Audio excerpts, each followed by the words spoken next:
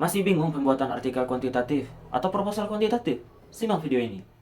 Proposal kuantitatif itu terbagi menjadi 3 bab. Bab pertama itu ada di pendahuluan. Pendahuluan itu berisikan tentang latar belakang. Latar belakang di sini menceritakan fenomena awal, asal-usul terjadinya suatu permasalahan yang terjadi di suatu tempat, di suatu wilayah. Kalau di penelitian ini, pengaruh teknologi terhadap dunia pendidikan.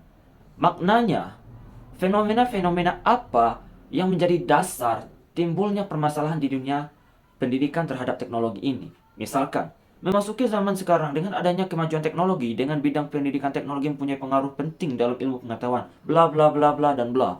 Jadi, di latar belakang Anda menjelaskan fenomena-fenomena agar bisa pembaca itu menarik untuk membaca yang selanjutnya. Kemudian selanjutnya ada identifikasi masalah. Pada pembahasan ini, identifikasi masalah ini adalah suatu permasalahan yang timbul di dalam dunia pendidikan. Apa-apa saja yang timbul di dalam dunia pendidikan itu kita jelaskan di identifikasi masalah. Di sini saya menjelaskan ada 3 poin. Yang pertama itu adalah adanya kekurangan akses dalam melakukan teknologi di berbagai daerah. Yang kedua, adanya penyalahgunaan teknologi dalam dunia pendidikan. Dan yang ketiga, kurang efektifnya dilakukan pada pembelajaran saat pandemi. Kemudian selanjutnya itu ada batasan masalah. Batasan masalah di sini adalah suatu objek atau kelompok yang harus kita teliti. Apa-apa saja yang harus kita teliti. Misalkan di suatu sekolah itu di sekolah A, kita harus meneliti di sekolah A. Kita cantumkan di sekolah A. Lalu kita ambil lagi di beberapa orangnya tersebut untuk menjadikan sebuah informasi, menjadikan sebuah data untuk kita. Selanjutnya itu adalah rumusan masalah.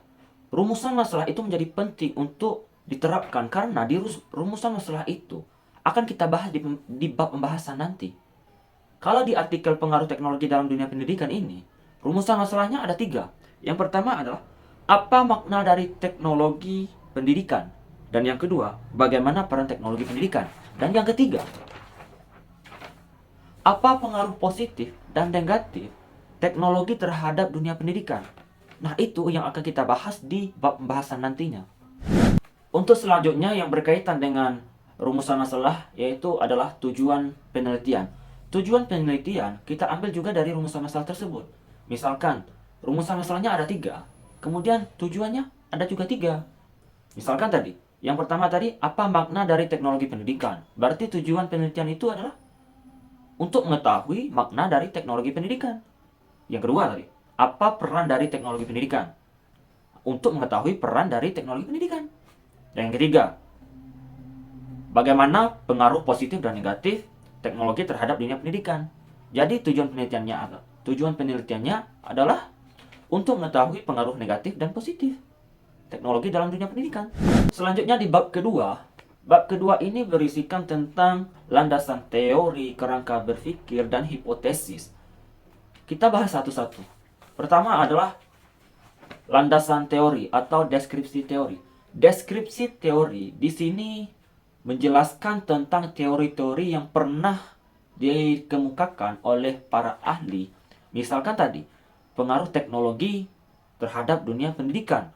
Berarti, teori-teori yang Anda cari itu adalah pengertian pendidikan, pengertian teknologi. Berarti Anda kaitkan di sana apa-apa saja yang para ahli kemukakan di pemikiran mereka, kemudian Anda terapkan di sebuah landasan teori tersebut. Misalkan di sini dari Dian Rahadian 2007, dia membahas tentang pengaruh penting dalam ilmu pengetahuan, di mana dalam ilmu pengetahuan para peserta didik diajarkan tentang gejala dan fakta alam. Berarti Anda apa-apa saja poin-poin yang Anda dapatkan, Anda kaitkan secara sistematis agar bisa mendapatkan sebuah informasi yang logis, agar pembaca bisa tertarik untuk membaca sampai akhir. Kerangka berpikir dan hipotesis. Kerangka berpikir di sini itu berupa bagan atau struktur yang bisa menjadikan step-step yang kita harus lakukan dalam sebuah penelitian. Dan hipotesis itu untuk menguji pengaruh dari sebuah penelitian tersebut. Misalkan HA terdapat pengaruh negatif dan positif dalam teknologi terhadap dunia pendidikan, dan H0 itu tidak terdapat pengaruh. Tidak terdapat pengaruh positif terhadap dunia pendidikan. Dan yang terakhir, bab yang ketiga, itu adalah prosedur penelitian. Prosedur penelitian itu terbagi lagi beberapa bagian. Yang pertama, ada metode. Metode adalah apa-apa saja yang kita pakai dalam sebuah penelitian tersebut. Misalkan di penelitian ini adalah penelitian ini menggunakan penelitian kuantitatif kausalitas atau penelitian kepustakaan. Berarti metode yang digunakan itu adalah mencari referensi-referensi di perpustakaan untuk dijadikan sebuah deskripsi yang secara sistematis agar bisa menjadikan sebuah data yang konkret. Bagian yang kedua itu adalah instrumen penelitian. Instrumen penelitian itu adalah alat yang digunakan oleh peneliti untuk mendapatkan sebuah informasi. Misalkan di sini eh, referensi dari buku digital seperti e-book maupun manual dari buku-buku yang terdapat di perpustakaan-perpustakaan kota, kabupaten, dan lain sebagainya, dan artikel terkait dengan judul. Artikel yang berkaitan dengan judul itu peneliti kutip bisa menjadikan sebuah referensi nantinya. Bagian yang selanjutnya adalah teknik pengumpulan data. Teknik pengumpulan data itu adalah suatu cara yang dilakukan oleh peneliti agar data itu bisa terkumpul. Agar data atau poin-poin yang dia cari itu bisa terkumpul.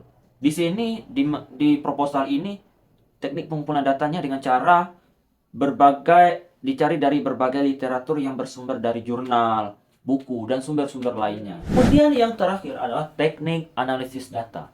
Teknik analisis data adalah cara peneliti untuk mengetahui kefasihan data yang telah terkumpulkan dari beberapa orang, dari beberapa kalangan itu. Data yang terkumpul tadi akan menjadi sebuah fakta dan deskripsi story bagi peneliti sendiri agar bisa diterapkan di bab pembahasan nanti. Misalkan ya, teknik analisis data yang digunakan dalam penelitian ini adalah dengan cara mendisplay, mereduksi, dan merekonstruksi sehingga menjadi sebuah konsep yang baku dengan menggunakan analisis isi yang lebih mengutamakan intertekstualitas. Baik, cukup sekian. Mungkin itu saja pembahasan singkat dari materi dari saya, yaitu proposal penelitian kuantitatif yang terdiri dari beberapa bab tadi, yang terdiri dari 3 bab, yaitu ada bab pendahuluan, ada bab landasan teori, dan ada bab prosedur penelitian. Ya, ini menjadi tugas saya di tugas UAS di metode penelitian kuantitatif, metode penelitian pendidikan. Dan ya, cukup sekian. Terima kasih. Assalamualaikum warahmatullahi wabarakatuh.